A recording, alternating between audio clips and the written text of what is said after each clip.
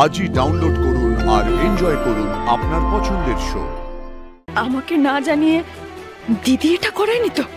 কেন মনে হচ্ছে আমার এই কিডন্যাপটা দিদি করিয়েছে? তোমার বোনকে ফোন করো, ফোন করে বলো পাকামি করে যেন পুলিশ স্টেশন থেকে না বেরিয়ে যায়, বলো আমরা যাচ্ছি।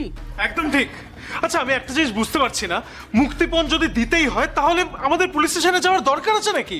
পুলিশদের তো ফোন করে বললেই ওরা জ্যোতিকে বাড়িতে দিয়ে আসবে।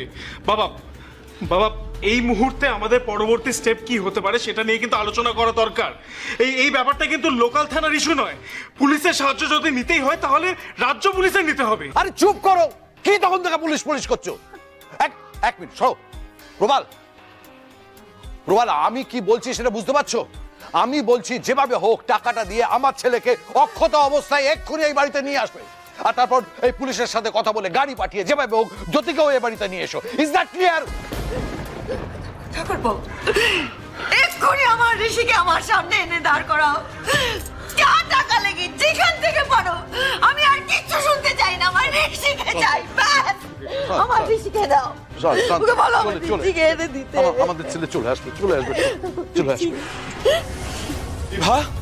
বিভা, এই মেসেজে তুমি আমায় কি পাঠিয়েছো?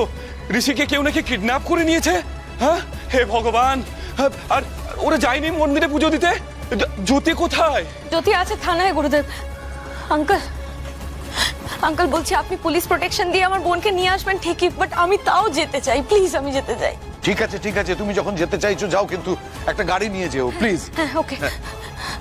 আচার্যজি আপনি প্লিজ আমার সঙ্গে চলুন। আপনাকে দেখলে পরে আমার বোন যদি একটু ঠান্ডা হয়, প্লিজ। হ্যাঁ নিশ্চয় নিশ্চয়, এক্ষুনি চলো, বেরোই আমরা। চলো চলো।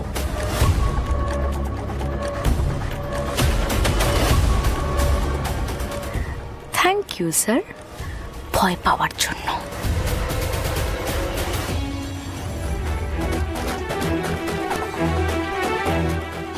হ্যাঁ স্যার, হ্যাঁ কমিশনার সাহেব ফোন করেছিলেন, বলছেন হাই প্রোফাইল কেস। কি করছো তোমরা? তাড়াতাড়ি খুঁজে বের করো। আমাকে না জানিয়ে দিদি এটা করেনি তো? কেন মনে হচ্ছে আমার এই কিডন্যাপটা দিদি করিয়েছে?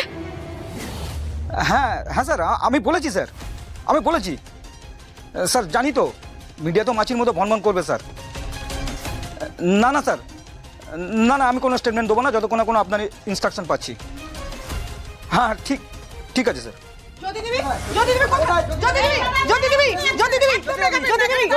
এবার কিভাবে আপনারা আপনার ভিতরে ঢুকলেন কেন? যান যান বাইরে যান।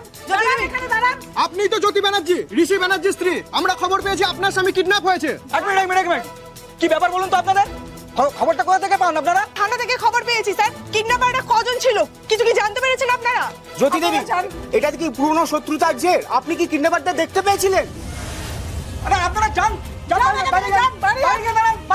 জ্যোতি দেবী সদ্য বিয়ের পর সমস্ত জায়গা ছেড়ে এখানেই কেন এলেন বেড়াতে? জ্যোতি দেবী, আমরা খবর পেয়েছি আপনার বিয়ের সময় কিছু লোক ঢুকে পড়েছিল। ওখানে ঘুমের ওষুধ খাইয়ে আপনার বাড়ির লোকেদের অজ্ঞান করে দিয়েছিল। ইনফ্যাক্ট আপনার দিদিকে মেরেও অজ্ঞান করে দিয়েছিল। এগুলো কি সত্যি জ্যোতি দেবী? উত্তর দিন জ্যোতি দেবী। ওই একই দিনে ব্যানার্জি জুয়েলার্স থেকে 12 কোটি টাকার গয়নার ডাকাতি হলো।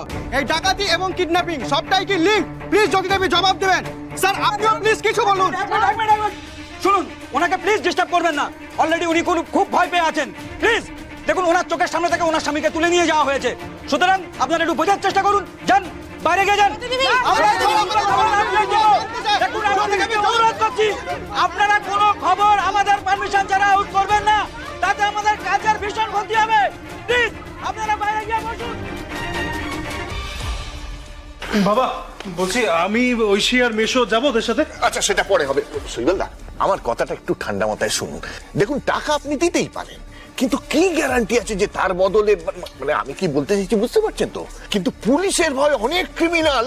দুর্জয়, তুমি কি বলতে চাইছো সেটা আমি পরিষ্কার বুঝতে পারছি, কিন্তু আমি কি বলতে চাইছি সেটা বোঝার চেষ্টা করো। পুলিশের কাজ করছে, কিন্তু পুলিশ যদি কোনো খোঁজ দিতে না পারে তাহলে র্যানসাম দিয়ে আমার ছেলেকে অক্ষত অবস্থায় আমার বাড়িতে নিয়ে আসবে। আর ঘুণাক্ষরেও এই ফোন কলের কথা যেন পুলিশ জানতে না পারে। বুঝতে পেরেছো? যাও।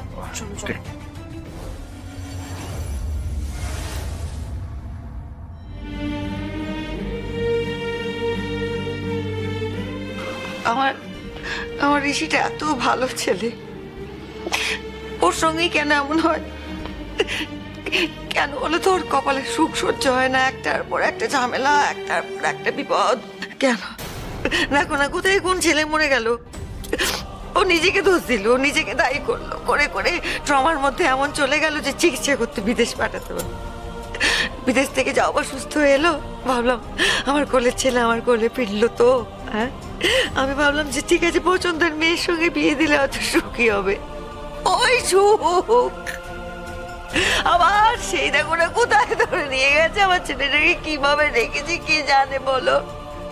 গাড়ি গাড়ি টাকা চাইছে, আমার ছেলেটাকে ফিরিয়ে দে না। জ্যোতি, অফিসার অফিসার জ্যোতি, জ্যোতি ব্যানার্জি আমার বোন। ঋষি ব্যানার্জির খোঁজ পেয়েছেন কোনো? ঋষি ব্যানার্জি বোন?